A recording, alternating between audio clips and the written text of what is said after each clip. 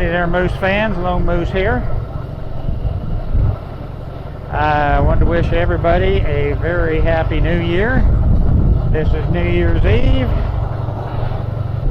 75 degrees here in South Texas. Getting out for the last motorcycle ride of the year. Down River Road. I thought y'all might enjoy seeing this as a backdrop to listening to me talk about the year in review. To be honest, 2022 was one of the most challenging years I've faced in my life. Had a lot of things go the opposite direction of where I wanted them or wished they would have went. A few things worked out really well. So just going to kind of recap it for you. Now, as far as the channel itself goes, I didn't make anywhere near the progress this year that I wanted to with it. As y'all understand and listen here, I had all kinds of challenges. And took up a lot of my time. There's a fly fisher person. Wish I was out there with him. Putting on my fly fishing gears in Alaska.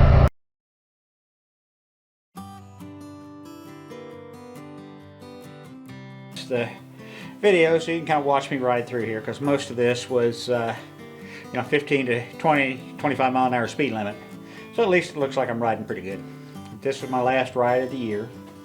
So anyway, this year got off to a rough start, dealing with Mom back in West Virginia and her late onset very severe Alzheimer's. That was 6 round trips back there to help deal with all of that stuff. And then she ended up passing away end of May.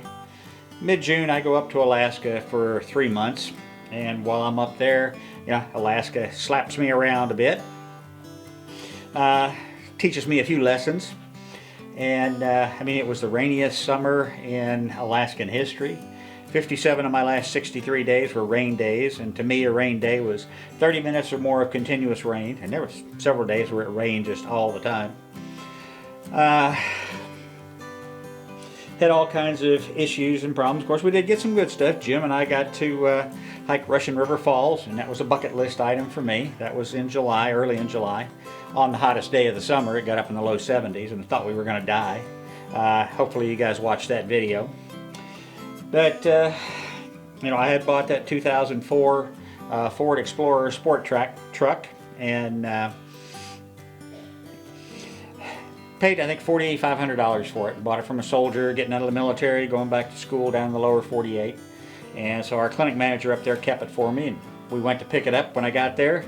And the first thing we had to do, battery was totally dead. So we had to put a new battery in it, $200. And then she informed me that, well, the instrument panel works when it wants to. And that very much was true. But it functioned pretty well for about the first 6 weeks. And then all of a sudden one day driving down the road and get this thump, thump, hard misses is what I call it. Then it starts burning oil to the tune of about a quart every 200 miles, plus some STP or other type of oil additives to help reduce the smoking. And then on my 3 days before we left, I was taking some stuff to storage and made a turn. The left front end began making a really strong grinding sound, and left front tire falls off. Oh, Jim and I got everything out of the truck in 2 or 3 trips and back to, my place. And then next day, we knew there was a junkyard along Sterling Highway between Soldat and Kasilof, so we went and talked to them. The guy wanted to know what I wanted for it, and I said, nothing, just take it. I had paid, like I said, $4,500 for it. If you know much about renting vehicles in Alaska in the summer, if you can even find a truck, you might pay as much as $1,000 a week in rental. So, up there 12 weeks, had $1,000. It cost me $4,500. It was well worth it, and it did Jim and I good. So had that to deal with. All the rain caused settling. The previous owner had put in a nice gravel pad, and the shipping container was sitting on the gravel, so I thought.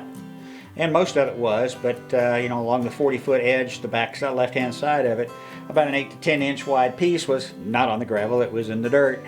So the more it rained, the more it settled. Stayed kind of warm in there. Or kind of cool in there. I tried to warm it up, and I was using my little Mr. Buddy heaters, and developed another problem: humidity. So I had to buy a dehumidifier because I was taking 3.5 to 5 gallons of water a day out of that place. My rental storage container, JB Store and Lock, where I had last year shipped up a bunch of stuff. I had my firearms and things up in there. And sometime last winter, last spring, during breakup, it decided to spring a leak in the roof, directly over where the firearms were. And so you'll see them a little later on here, some of the rust damage. I mean, we're talking probably in the thousands of dollars.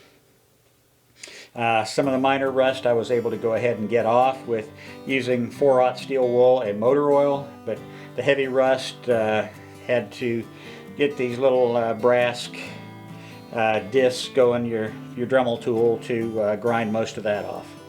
Those are all going to have to be reblued, and probably some of the internal guts replaced as well. Lessons learned the hard way. My shipping container that I was living in kind of sprung a leak one night. Wasn't too bad, but with all the rain and standing water on the roof, it just finally ate a little hole through. So next day, got up, went to Home Depot, got the pieces I needed, fixed that. And that held through the rest of the summer, and hopefully it holds through this winter till I get up there next spring, if I get up there, and I'll explain that in a minute. You know, for a long time, the first part of the trip, it just felt like it was kind of a camping trip, and you know, that was really all it was. But when I got to a point where I could set up the queen-size bed and be able to actually stretch out and sleep instead of being in a cot, and have my work area so I could work, and had a little cooking area and a bunch of storage in the back end, so it made it a little more like a cabin feel, at least to me. So that made a big difference for me. You know, most of the cooking I wanted to do I would have done outdoors, but the weather was just so uncooperative. Really didn't do much of that. So Jim and I pretty much went out to eat almost every day, sometimes every other day. But you know, that puts a strain on the budget. Let's see, what else happened while we were up there? You know, I didn't get to do a lot of outdoor work, cutting down alder and some of that other weeds and stuff up there. It was so moist that the ground was so wet down at actual ground level. And you know, some of those weeds and stuff I showed you in the other videos are 5-6 feet tall. So you can't really see where your feet are or what the footing is. And I just didn't feel comfortable at being almost 70 years old, running a chainsaw or a weed eater or something like that, and have my footing go out from under me and fall, and have the thing fall on me or whatever and get hurt. So I didn't get near as much done. The bottom line is I didn't go up with enough of a solid plan of what I wanted to do. Lessons learned. You know, like I said, Alaska slapped me around and challenged me, make sure this is what I really want to do. Yes, it is. So the next time I go up, it will be with a much better plan on what I want to do, have some financial resources in place that I didn't have this year. So still working on it. So that means I'm working for at least another year, maybe a year and a half, because I've got to get, very well situated up there where I can also take the dogs up. And speaking of my dogs, my babies, it's really dependent upon Dad when I get to go back. And I say that because at 70 years old, I never thought that I would not be able to make firm plans of what I want to do for the next year or the rest of my life based on parental issues. But, Mom passed away at 92, Dad is 93, he'll be 94 if he makes it to February. But whenever he does pass, it all really falls on me to go back and settle the estate, sell the house, sell the truck that he's got, and deal with a bunch of other financial issues to resolve. So I'll probably be back there for probably at a minimum 3 months to deal with all this stuff. So if I were to take the dogs from here in Spring Branch to the property is about 4,500 miles, which with traveling with the dogs is 10 to 12 driving days.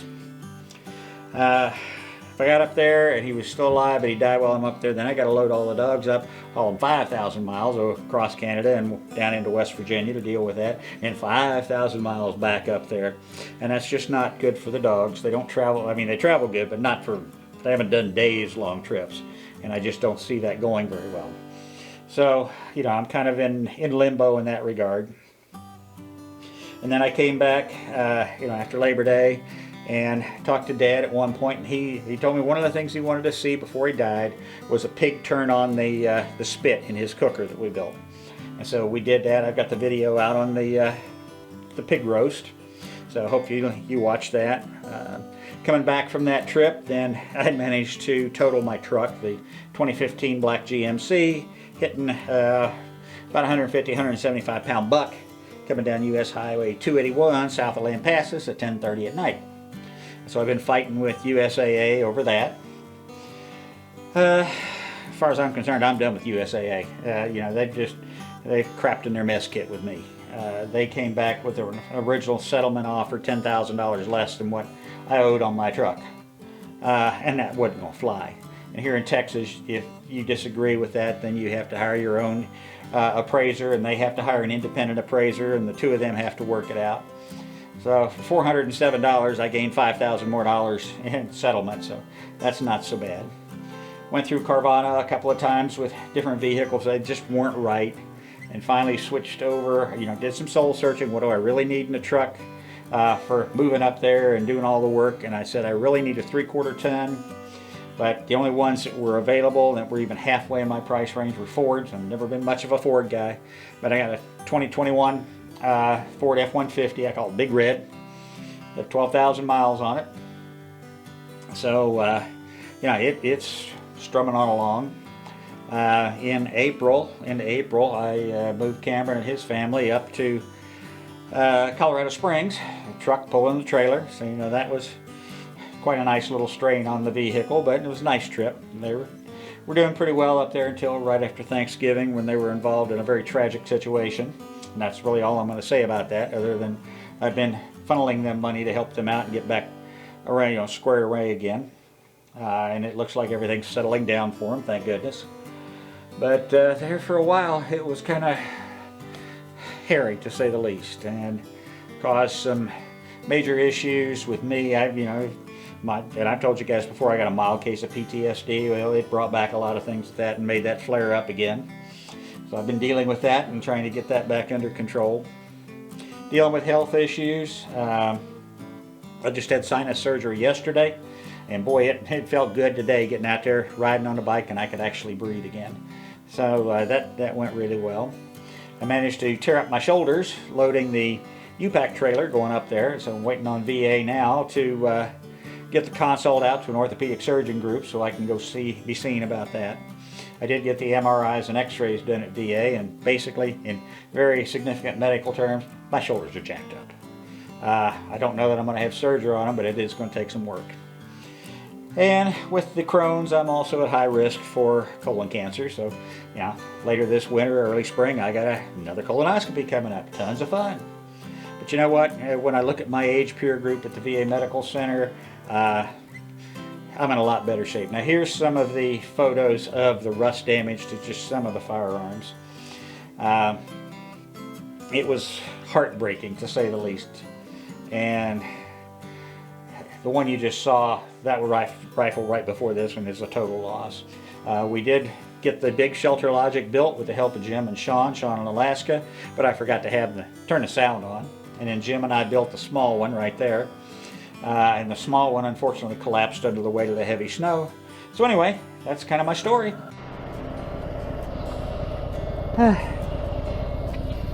Well, Moose fans, I hope you enjoyed that little New Year's Eve ride around part of the Texas Hill Country and River Road.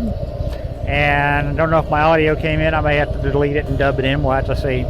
Kind of explaining this year. You know, it's been a good year. Had a lot of challenges, like I said earlier. Some of the other good things that happened this year, I met a nice young guy named Jay from Montana. He and his grandmother were on the flight up to Alaska with me. It was his very first time going up, and he's got an Instagram type channel he does, but he's really getting into photography, so we've shared a lot of stuff that way. Great guy. Hope to run into him again. And of course, after the Sierra got totaled, I finally ended up with Big Red, my F-250. So that will be going to Alaska with me. It's a 2021. But I hope y'all enjoyed it. This is the last time you'll see me do the loan mows out. I'll see you when I see you for 2022, because 2022 is now a wrap. So as I ride off into the sunset, so does this year.